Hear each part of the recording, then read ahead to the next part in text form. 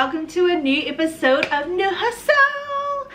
Anyway, you can see Noah is wearing his gorgeous sunnies. It's all about my sunnies, it's all about the looks today, I look nice on those sunnies, isn't it? He couldn't help himself. I told him not to wear them, but he's wearing them. Wearing them. And by the way, we got it from Valerio. Valerio is on Instagram. So make sure you check them out. And we actually have a discount. So 25% off if you use our discount code, which is on our Insta, which you'll see in our YouTube page. Yeah. So make sure you click on that and click on our Insta, and you'll see it down in one of our photos where we're looking great in some sunnies. Oh yeah. So I've got some beautiful ones as well. Yeah. I don't think I've got them here right now. Yeah.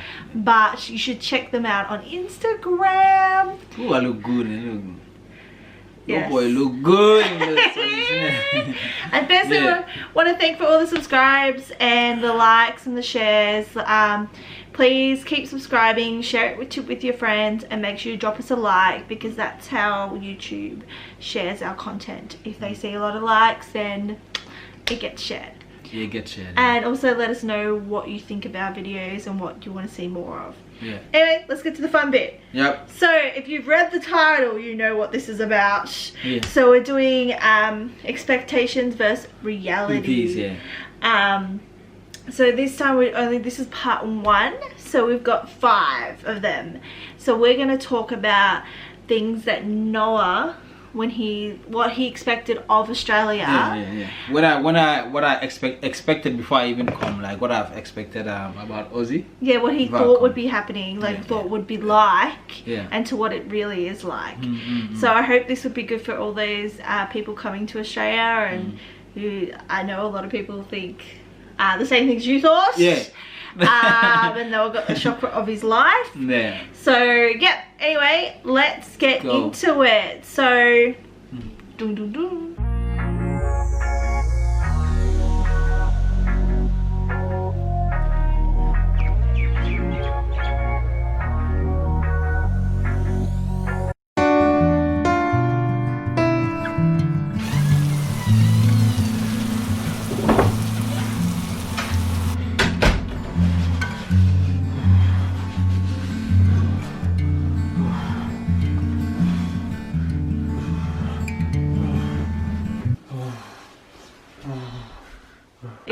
I thought it's always warm. If you go to Australia, people will tell you, oh, it's hot in Australia, it's always warm. But when you come here, it's different. They have winter here. I came, the first day I came, the second day, the following day, it hailed. Yeah. It was hail. It hailed, yeah. It was crazy that one week he got hot weather, and then he got hail. And it keeps changing, the weather keeps changing, Yeah. One time it just starts raining, in the middle of nowhere it starts raining. Yeah. But our winters are actually quite cold here. Like, you have to wear a few jackets. It's not as cold as Europe or America, but it's still cold. It's not hot. Like, Noah is used to Africa where it's cold, but it's like, oh yeah, you could just wear a light jumper. Like where he's from anyway. Yeah. Like what is it called? Windbreakers. We scale windbreakers, so not as heavy as heavy jackets and all that, but you can wear a pullover or something. I think it's in December, January, or around February it gets a little bit colder. Yeah, in my country, in Gambia. So he was comparing it to that, where it's like not that cold. So he thought, oh yeah, Australia's winters will be the same. But anyway, it's cold. Yes. It's cold. Second to Europe. But also at the same time, Noah says the weather is a lot like Africa. Oh yeah, when it's in summer, when it's sunny, it's like it's Africa, it's the same as my country.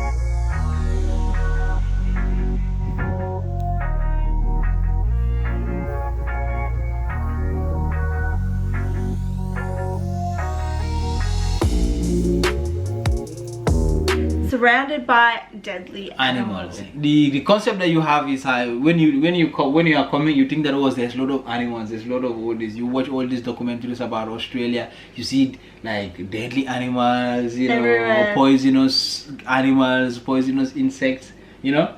Yeah, we have them though in Gambia, you know, but you know the extreme ones that you saw in documentaries, they will tell you like spiders and all that, and snakes. The 10 most poisonous snakes. Noah was freaked out about snakes when he arrived here. He was always looking out for snakes, and I was like, well, I haven't really seen a snake in. Yeah, because Sally keeps telling me, oh, don't walk on a long grass. Oh yeah, because that's what I'm used to. So like we were always taught, don't walk in the long grass because snakes might. Snakes, yeah. So when I was in Europe and you see all the Europeans walking through long grass like it's nothing, I was like, oh. But it was like, it's even when I was in Greece and we were swimming in the water and so I can't remember, but there's no sharks there. Mediterranean. Yeah, Mediterranean. And there's no sharks there, right? So, but for me, in my head, I'm thinking the sharks, like, because I'm so used to Aussie, and like, yes, we do have deadly animals, but they're not everywhere. They're not everywhere. It's not like everywhere, in the city, I think it's less because there's all houses and stuff. Yeah, you do have to be careful of spiders, but I haven't. It's very rare. For someone to get bitten by a deadly spider. Deadly spider or snake or and what I've learned is you look for the little ones. So if you see little ones, that's when you should be nervous. Yeah, the big ones, smaller, the more poisonous. Yeah. The bigger ones are usually for like bugs and there's some that I think eat mice, but I don't know. But I don't know. But anyway, so there's not deadly animals everywhere. So guys, you have to go way outside into the country. Yeah. Outside to see them. Yeah, when you get to the country, not as far. In Greensboro, where I was walking, we saw a tiger snake. You know. Yeah, that's right. So it's not as far you have to go. You know. But they're not everywhere. They're not everywhere. Yeah. So it's like if you go to the country, you have to be wary. And I've heard stories. One of my colleagues has a house in the country, and she'd always go, oh my god, I found a snake in my house, and but yeah, if you're in the country, yes, there's gonna be a lot of animals. Definitely. But yeah, it's funny because one of my Italian friends was like, because I said, oh, you should come to Australia, and she goes, not with those deadly animals. She's like, no chance. Yeah. I think because Europe is more colder. Yeah. They don't have all these animals and all that. Yeah. They don't have all these dangerous but stuff. Also, here it's warm, that's why you have them. In Africa too, we have them because it's warm. Yeah. Yeah, we have those snakes and all that. Yeah. But also Aussies like to stir people up. So there's all these fake documentaries put up saying that the animals are everywhere and they eat this, they eat that. It's so funny. But they're not true, some of them. But so I think that freaks out a lot of people thinking that, look, put it this way, I'm still alive, guys. All right, and I haven't heard anyone that's died from in the suburbs. So just keep in mind. Yeah, the more development comes, the more those animals go way farther. They're less. The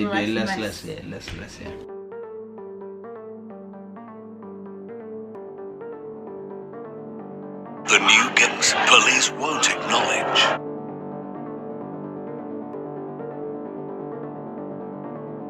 A woman has been held hostage during a terrifying night of assaults and home invasions in Melbourne's west. Police believe a gang of African youths are to blame. The reality is, people are scared to go to restaurants at night time because they're followed home by these gangs.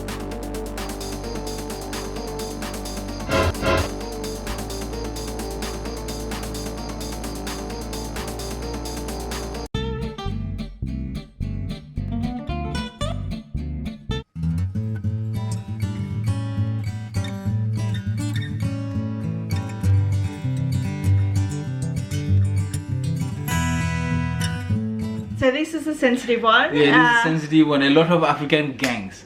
Yes. Let's say gangs. You see gangs popping up. I did a little bit of research before I come here to Australia.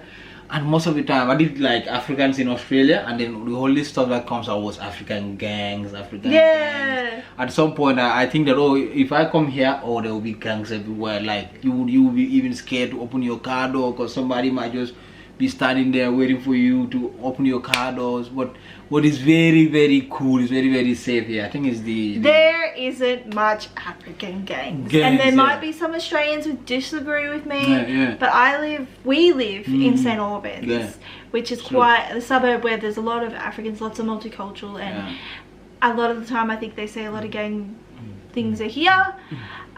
We haven't seen much of it. Also, you know, I think it's unfair. They even talked about it in the courts that apparently it was only 1% of all Australians it's true. was African crime. So really, African gangs, you don't have to worry. I think at night you worry, but you worry about any nationality. Like, you know, I think they just pick a group of people and target them, you know. And sadly, the TV, the media. This is the thing about Australia. Sadly, I'm really sad about it, is that new generations of immigrants, depending what they are, like when the Asians came, they would have experienced a lot of racism, unfortunately, and a lot of lies on the news. And unfortunately, at the moment, Africans are the new generation, so they are being targeted a lot. You would have seen things like coronavirus. They blamed coronavirus spread by the South Sudanese it's true, because you know what, they were saying that because Eid, they were blaming South Sudanese, but they found out that actually 80% of the South Sudanese aren't Muslim. Even me, when I heard Sudanese, I thought they were Muslims. Yeah, but they're not. And then when the survey came out, they said, "Oh, South Sudanese are not even Muslims." Man, I was like, "What, really?" Yeah. Because I thought Africa. When you think of Africa, if you think of Muslims, most of the Muslims, you think of like Gambia, Senegal, Sudan. That's what I was thinking, like Sudan, Somalia. You know, I think they were Muslims. But when the survey came out, they said, "Oh, they're not even Muslims. Like they don't celebrate the Eid." I was like, wow. I was shocked too.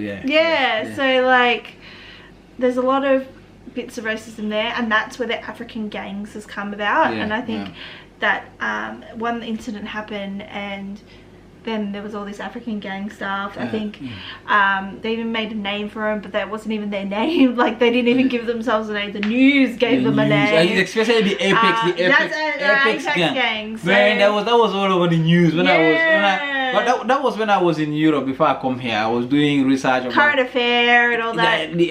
I saw Apex gang, African gang. You know, here when I came here, the thing I'll learn about here is they saw Africans as what they saw on rap, on Hollywood movies. Since when I came here, when I have a job, this is true story. When I have a job, when they see me, they think that I should be all over the place. I should be jumping on the table. My pants will be down here.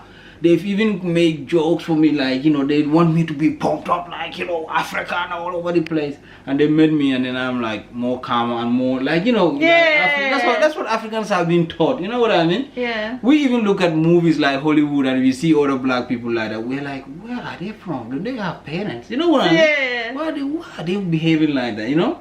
So they want you. That's what African gangs. There's not that many guys. Like there's probably there are some, but not like what it's represented. It's like any other gangs, you know, like true. And also some of the times that they've said they're gangs, they're actually friends hanging out playing sport. Oh yeah, does it. If they see four Africans, they see four Africans together, they say, oh, gangs or whatever. Which is really sad. And most of the time Sudanese, they roll with only the Sudanese because they don't trust people outside, because they keep on attacking them. If you keep on attacking them, I'm rolling out with only my friends.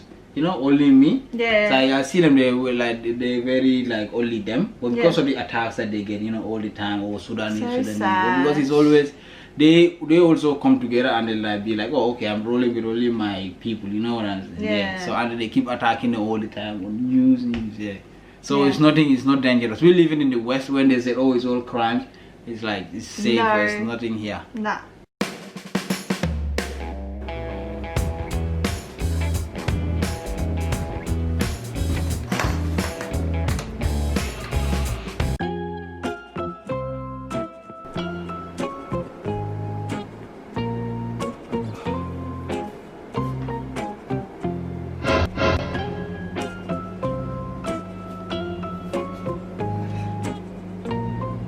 So jobs. So Noah. So some people think he thought he was going to get a job when he walked in the country. He thought he was just going to go, hey, thank you very much. Thank you for the job. Thank you. But it doesn't work like that. No. Australia's a lot like.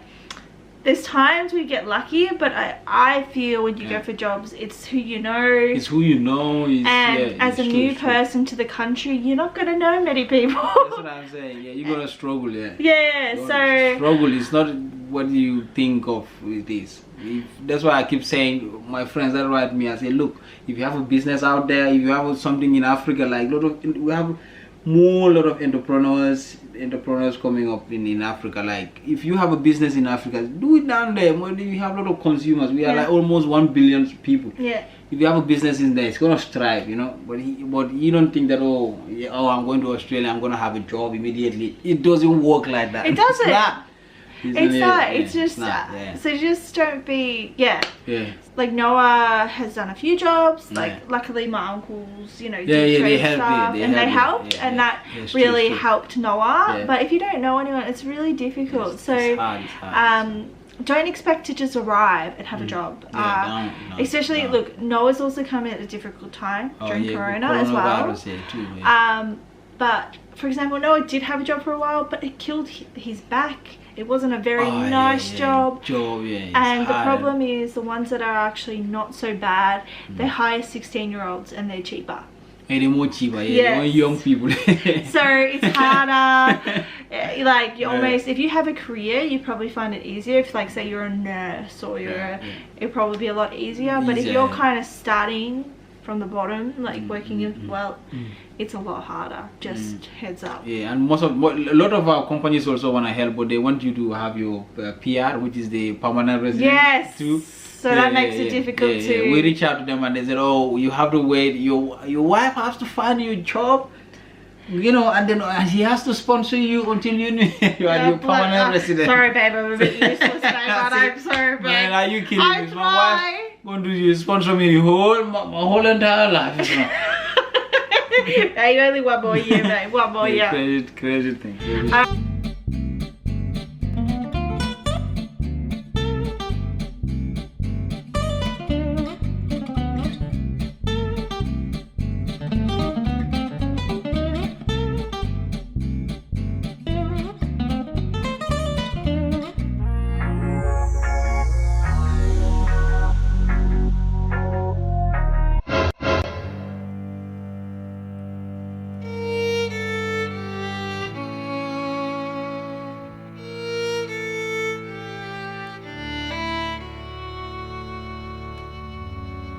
Aboriginals.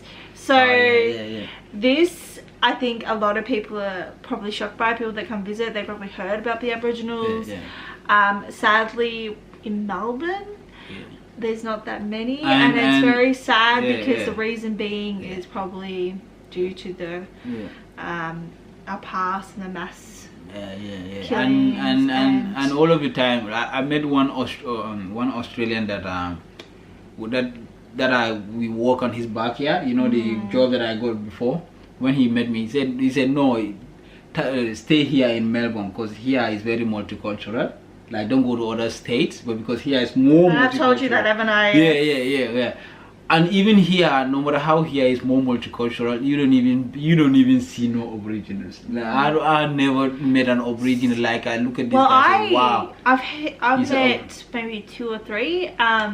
But also the thing with Aboriginals is back in the day they used to we used to steal the kids, not me, but like, you know, the country stole the kids and used to basically check if they were white enough and put them back in the community. So basically breed them with, like, this is horrible, like match them up with other white fellas or white so then some people that you don't even think, you'll watch the news and this person will say they're Aboriginal. They look like a white person. You know, I went to you. Sorry, I don't want to cut you, but we went to Sally's uni, and then I saw there was a lady there giving her speech, and they said she is Aboriginal, and I looked at her and said, nah, that's really Aboriginal.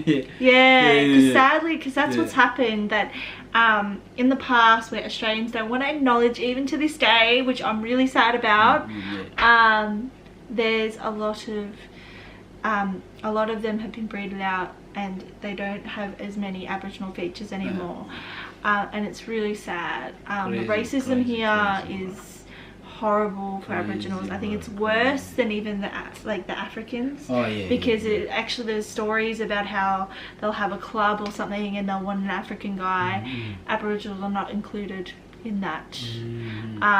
Aboriginals treated worse, which is sad. Really. See you next time, guys. See you guys, for watching. man. Thanks for watching, man. Make sure you subscribe. You know. Thanks, man. Thank you. Like, share, and the rest. Yep. Bye bye. Bye.